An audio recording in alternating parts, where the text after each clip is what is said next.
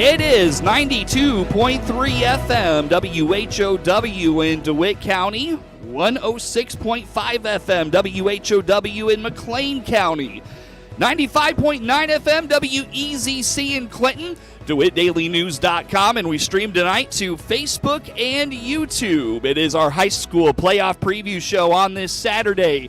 Those brackets continue to roll out here tonight. We've covered most of the Central Illinois matchups so far. And one team that knows their fate this evening is Central A&M, and their coach, Brent Weekly, joins us this evening. Coach, good evening. How are you? Hello, how are you guys doing? Not too bad. What is your team up to tonight? You doing anything special with your kids this evening? No, we just we let them get some rest. The weekend's theirs, and hopefully come back and have a clear head and ready to go for the upcoming challenge that we have this week. Sure. Well, your team, Coach, in the Class 2A playoffs, and you are going to, let me find your matchup here. What is your matchup? I'm trying to find it, and I am blanking here. We're playing Hardin Calhoun down there, 1:30 on Saturday afternoon. Gotcha. So what do you know about Hardin Calhoun? Do you know much yet? They're a really big, physical team.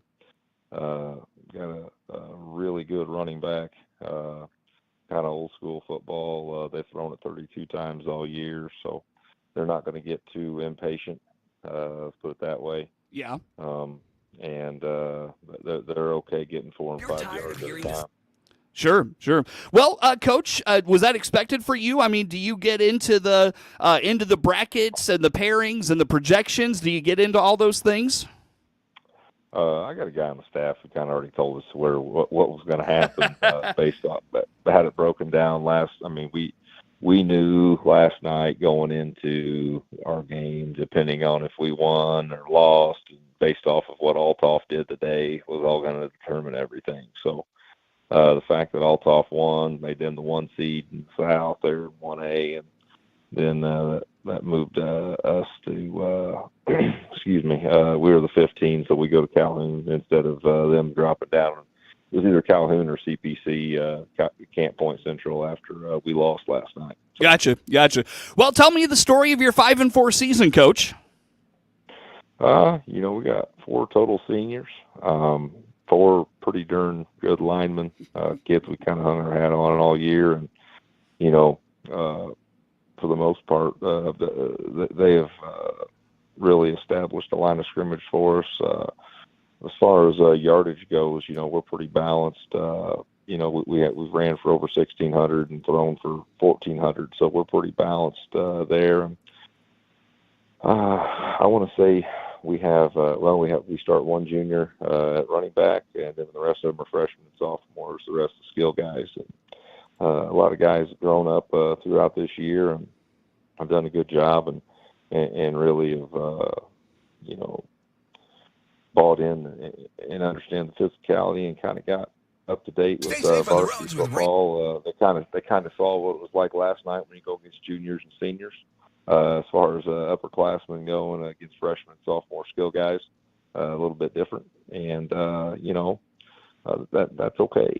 Kids got to learn somehow, and now they're a prideful group. They don't want to make mistakes, and now we got another week to work with them, and hopefully we can get better. And hey, we got to be able to tackle this week,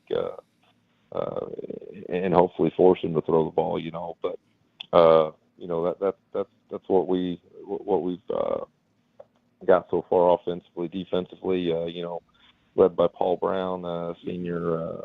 He plays center and middle linebacker for us, and he's done a really good job. He started at D-line for us for 2 years, and he was pretty good on defensive lineman, but we need to move him back to play inside backer for us. And he's leading us in tackles and, calls our defense and does a good job for us. Yeah, what's your team do well, Coach? What's the strength of your group?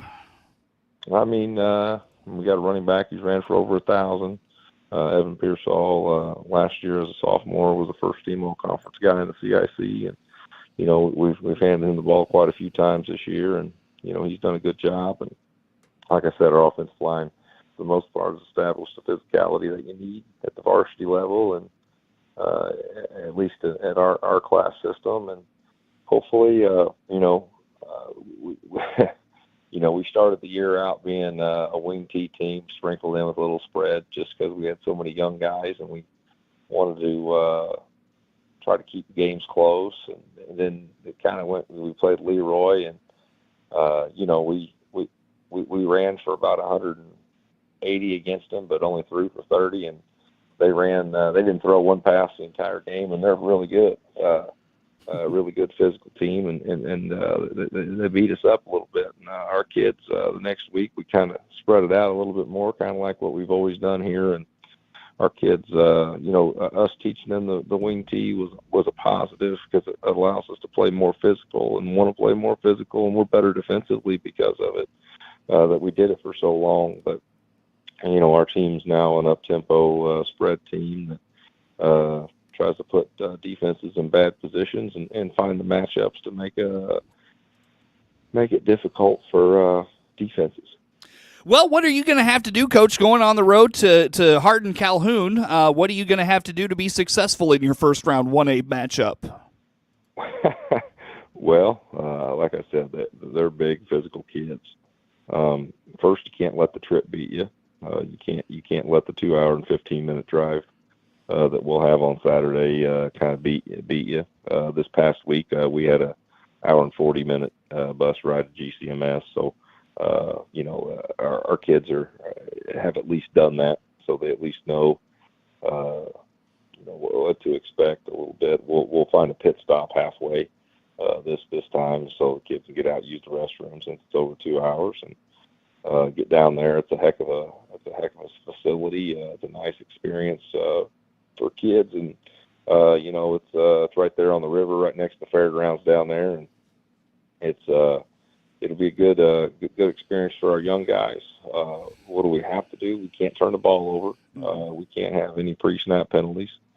We have to do our best to match their physicality, and we have to force turnovers. And if we do force turnovers, we have to score on them. We can't just turn that into a punt or whatever. We have to score and try to make them feel like they're chasing. If you can do that with teams that don't usually throw it, not saying they can't, but they don't usually do that, it kind of speeds them up and kind of deflates them a little bit. Very good, Coach. What do you feel good about with your team heading into the postseason? Is there anything you're feeling like this team is doing well at this point in the season? I feel like we got a lot of what we do in. Early in the year, I can't say that. I felt like we had 10 or 12 plays and that was it, and that's okay. We learned to execute those things, and now we can tinker with them and do new things. And, I think this week we'll have a heck of a test with how good they are. They knocked off Camp Point earlier this year, the defending state champs. There were 3 teams there in that league that finished 8-1, and they did a good job of really. That league is. I talked to Coach Flowers from Carrollton earlier today, and he told me, hey, this league's as good as it's been in a long, long time, and so they're playing grown man football over there. So we have to really make sure that we try to play as fast as we can, play free as we can, and when you play fast and free and have some success, you get a lot of confidence, and hopefully we can get some of that early on in the game and go from there. Coach, always good to talk with you, my friend. Thanks for making time for us. I know it's a hectic time, busy time, exciting time. Enjoy the evening, and best of luck next week on the road. We'll be rooting for you there.